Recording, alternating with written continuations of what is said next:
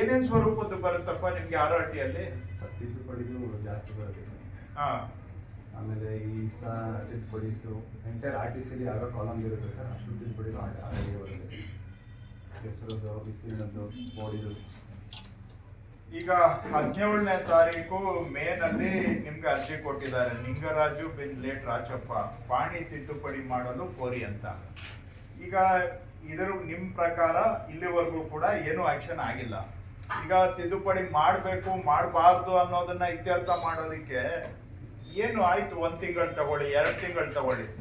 ಮೇ ಆಗಿ ಮೇಯಿಂದ ಫೆಬ್ರವರಿವರೆಗೂ ಬಂದಿದ್ದೀವಿ, ಇಲ್ಲಿವರೆಗೂ ಡಿಸಿಷನ್ ಇದ್ದಂಗೆ ಕಾಣ್ತಾ ಇಲ್ಲ ನಿಮ್ ರೆಕಾರ್ಡಲ್ಲಿ. ತಿದ್ದುಪಡಿ ಮಾಡಕ್ಕೆ ನಿಮ್ಗೆ ಆ ಪವರ್ ಇದೆಯೋ ಇಲ್ವೋ ಅಷ್ಟನ್ನ ತೀರ್ಮಾನ ಮಾಡಿದ್ರೆ ಮುಗೀತು. ಇಲ್ಲ ಅಂದ್ರೆ ನೆಕ್ಸ್ಟ್ ಅವ್ರು ಹೋಗಿ AC ಹತ್ರ ಕೇಸ್ ಹಾಕೋತಾರೆ. ಅಷ್ಟನ್ನ ಮಾಡೋದಿಕ್ಕೆ ಏನ್ ಕಷ್ಟ?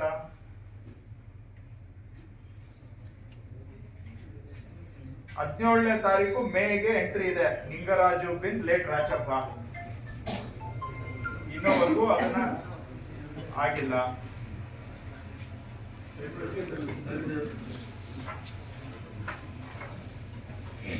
ಏನ್ ಸರ್ ಹೇಳಿ ಈಗ.